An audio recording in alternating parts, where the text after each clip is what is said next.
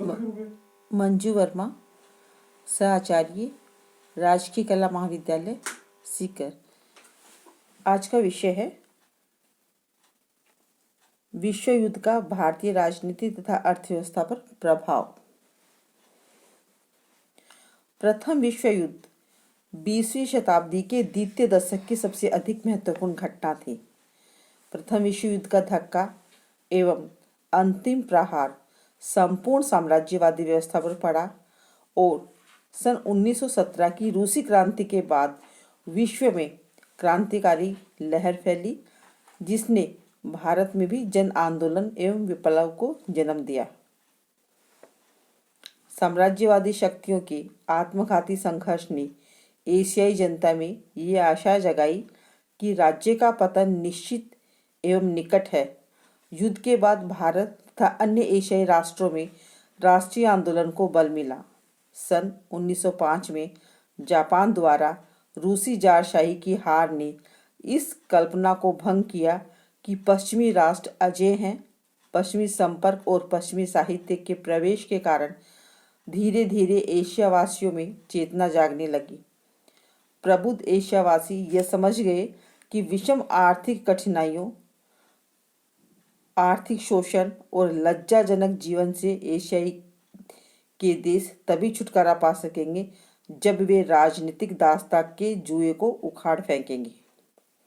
प्रथम महायुद्ध ने एशियाई देशों के जागरण को आगे बढ़ाया। इस समय की स्थिति को विचित्र करते हुए शूमेन ने लिखा है, इन पिछड़े हुए राष्ट्रों के नए बुद्धिजीवियों ने विज्ञान, युद्ध कला और राजनीतिक निपुणता को जो ही एक आंशिक भाग प्राप्त किया, त्यों ही उनमें ऐसे नेतागण भी पैदा हो गए जो यह मांग करने लगे कि उन्हें अपना भविष्य स्वयं निश्चित करने का अधिकार मिलना चाहिए। प्रथम महायुद्ध के बाद एशियावासी आत्मनिर्णय की मांग करने लगे। भारत भारतीयों के लिए, चीन चीनियों के लिए की आवाजें बुलंद होने लगी। विदेशियों शासन से मुक्ति पाने के लिए एशियाई देशों में जो प्रबल लालसा जगी, उसमें एक लंबे स्वतंत्रता आंदोलन और संघर्ष का रूप धारण कर लिया। प्रथम विश्व युद्ध का पूर्व काल पूंजीवाद का स्वर्णकाल था। जर्मनी तथा संयुक्त राष्ट्र अमेरिका औद्योगिक क्षेत्र के बाद में आए, पर सन 1914 तक वे ब्रिटेन से आगे बढ़ गए। प्रथम विश्व युद्ध 100% साम्राज्यवादी युद्ध था। दुनिया का फिर से बंटवारा करना इसका लक्ष्य था। साम्राज्यवादियों ने यह दावा किया कि वे सभी देशों की स्वतंत्रता, स्वराज एवं पूर्ण विकास के लिए लड़ रहे हैं, पर वास्तविकता यह थी कि वे दूसरे देशों को गुलाम बनाने तथा उनके साधनों को लूट खसोट कर अपने देश के इजारेदार पूंजीपतियों के मुनाफे का पहाड़ खड़ा करने के लिए लड़ रहे हैं। इसीलिए लेनिन, बोल्शेविकों और समाजवादियों और वामपंथियों ने इस साम्राज्यवादी युद्ध का विरोध किया। विश्व युद्ध प्रारंभ होते ही हाउस ऑफ कॉमन्स में सेक्रेटरी ऑफ स्टेट ने घोषणा की कि ब्रिटिश नीति का लक्ष्य है भारत में क्रमशः जिम्मेदार सरकार की स्थापना करना। ब्रिटेन के प्रधानमंत्री मिस्टर एक्सविथ ने स्पष्ट शब्दों में कहा था कि भविष्य में हमें भारत की समस्या को एक नए दृष्टिकोण से देखना होगा। उनके उत्तराधिकारी लॉयड जॉर्ज ने घोषणा की कि स्वराज्य निर्णय के जिस सिद्धांत के लिए हम लड़ रहे हैं, उसे भारत आदि प्राच्य देशों पर भी लागू किया जाएगा। 1916 में लॉर्ड चेम्सफोर्ड भारत के गवर्नर जनरल एवं वायसराय बनकर आए। उन्होंने पद संभालते ही ये घोषणा की कि भारत में ब्रिटिश शासन का लक्ष्य स्वशासन की स्थापना करना है। प्रथम विश्व युद्ध में भारतीय बुर्जुआजियों की ओर अधिक मदद लेने के लिए सरकार ने 1916 में सूती वस्त्रों पर 3.5% आयात शुल्क लगाया, जिससे भारत में कपड़ा उद्योग के विकास को काफी बल मिला। लेकिन इन सब कार्यों में उग्रवादी तत्व संतुष्ट न हुए और युद्ध के दौरान अपना संघर्ष करते रहे। ब्रिटेन को कांग्रेस का, जो कि नरम दल के नियंत्रण में था, समर्थन मिला। इन साम्राज्यवादियों प्रथम विश्व युद्ध के प्रति भारतीय नेताओं का कैसा रवैया रहा, इसे मुक्ति संग्राम में बदलने की कोशिश की। भारत में स्थिति यह थी कि कांग्रेस, लीग, मॉडरेट, नेशनलिस्ट, राजे रजवाड़े के नेताओं ने इन साम्राज्यवादी युद्ध को वफादारी से समर्थन किया। युद्ध काल में इंडियन नेशनल कांग्रेस के 4 वार्षिक अधिवेशन हुए। इन चारों अधिवेशनों में साम्राज्यवादी युद्ध का पूर्ण समर्थन किया गया और कांग्रेस ने ब्रिटिश साम्राज्यवादियों की विजय की कामना की। भारतीय नेताओं की जरा भी राय सलाह लिए बिना ही ब्रिटिश शासन ने भारत को युद्ध में झोंक दिया और भारतीय सैनिकों को विभिन्न युद्ध क्षेत्रों में ब्रिटिश साम्राज्य की रक्षा करने के लिए भेज दिया, पर कांग्रेस के नेताओं ने इसका विरोध नहीं किया। प्रथम युद्ध आरंभ हो जाने के बाद 1919 के अंत में 28 से 30 दिसंबर को कांग्रेस का अधिवेशन मद्रास में भूपेंद्र नाथ बसु की अध्यक्षता में हुआ। इस अधिवेशन में कई निम्नलिखित प्रस्ताव पारित किए गए। यह कांग्रेस कृतज्ञता और संतोष के साथ नोट करती है कि भारतीय अभियानकारी सेना युद्ध क्षेत्र में भेजी गई और महामहिम वायसराय को बहुत बहुत हार्दिक धन्यवाद देती है कि उन्होंने भारतवासियों को यह दिखाने का अवसर दिया कि महाराजा की समस्त प्रजा की हैसियत से भारतवासी साम्राज्य के अन्य भागों के निवासियों के साथ कंधे से कंधा मिलाकर अधिकार और न्याय के पक्ष में तथा साम्राज्य की रक्षा के लिए लड़ने को तैयार हैं। गांधी जी युद्ध के आरंभ के कुछ पहले ही दक्षिण अफ्रीका से लंदन पहुंचे थे। राष्ट्रीय क्षितिज पर गांधी का आगमन इस दशक की एक प्रमुख घटना है, पर युद्ध संबंधी उनकी समझ भी बहुत साफ नहीं थी।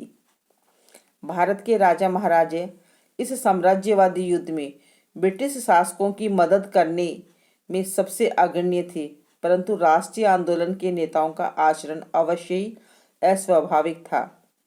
उन्होंने ऐसा आचरण क्यों किया? वस्तुतः वे नेता यह समझते थे कि युद्ध में पूरी तरह मदद करने वे ब्रिटिश महाप्रभुओं को प्रसन्न कर सकेंगे और बदले में देसी कल कारखानों के विकास, सेना के उच्च पदों की नियुक्तियों, वायसरायों की काउंसिल में ज़्यादा स्थान और ब्रिटिश शासकों के मातहत स्वराज प्राप्त कर सकेंगे। इस बात को स्वीकार करते हुए स्वयं गांधी जी ने 1922 में अपने ऊपर चले मुकदमे में कहा था, सेवा की इन सारी चेष्टाओं की प्रेरणा मुझे इस विश्वास ने दी थी कि ऐसी सेवाओं के जरिए अपने देश के लिए संपूर्ण समानता का स्तर प्राप्त करना संभव है। राष्ट्रीय आंदोलन के नेताओं की यह समझ उनकी राजनीतिक अपरिपक्वता और साम्राज्यवाद के सच्चे चरित्र को समझने में उनकी समर्थता का परिचय देती थी। वे भ्रमवश साम्राज्यवादी भूखे भेड़िए को मेमना समझ बैठे थे। उनका आचरण उस वर्ग के दोहरे चरित्र का परिचायक था जिसका वे प्रतिनिधित्व करते थे। भारत का राष्ट्रीय बुजुर्ग वर्ग अपने लिए अधिकार चाहता था, लेकिन राष्ट्रीय क्रांति और संघर्ष के पथ से अछूता था।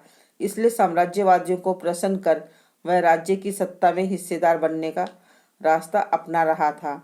गांधी जी को लोकमान्य तिलक सरीखे राष्ट्रीयवादी नेता ने भी ब्रिटिश साम्राज्य को युद्ध में समर्थन देने के पक्ष में हो गए। लॉर्ड हार्डिंग की बुद्धिमत्ता एवं सहानुभूतिपूर्ण रवैये के कारण प्रथम विश्व युद्ध ने ब्रिटेन को भारत का पूर्ण समर्थन मिला। इस वातावरण में यदि भारत के नेता सरकार के साथ पूर्ण रूप से सहयोग करने के लिए तैयार हो गए तो आश्चर्य की कोई बात नहीं थी।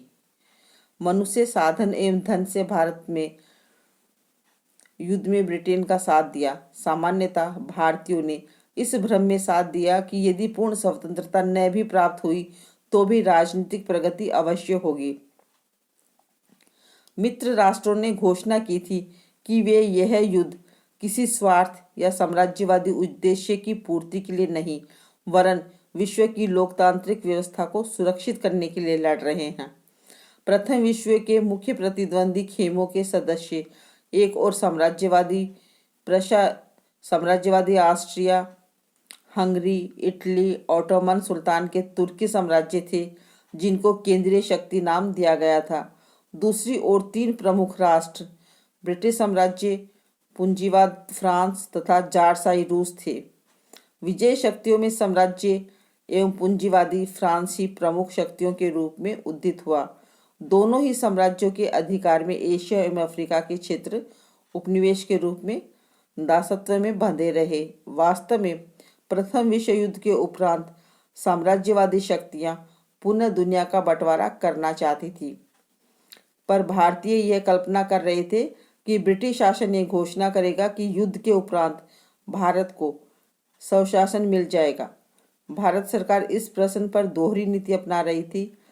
उग्र राजनीति भारत सरकार के रवैये पर शंका करने लगे और राष्ट्रीय आंदोलन को तेज करने लगे। युद्ध के द्वारा भारत में स्वतंत्रता की मांग बल पकड़ रही थी। भारतीय सैनिकों ने भारत के बाहर जाकर अन्य देशों के सैनिकों से अपनी तुलना की और पाया कि स्वशासन ने उन्हें कहीं बेहतर सुविधा प्रदान की है। अतः प्रथम विश्व युद्ध का काल भारतीय राष्ट्रीय आंदोलन में कई दृष्टिकोणों से महत्वपूर्ण माना जाता है। इस काल में राष्ट्रीय कांग्रेस पर उदारवादियों का प्रभाव रहा, पर देश में क्रांतिकारियों में आतंकवादी आंदोलन को भी बल मिला। आज के व्याख्यान में इतना ही।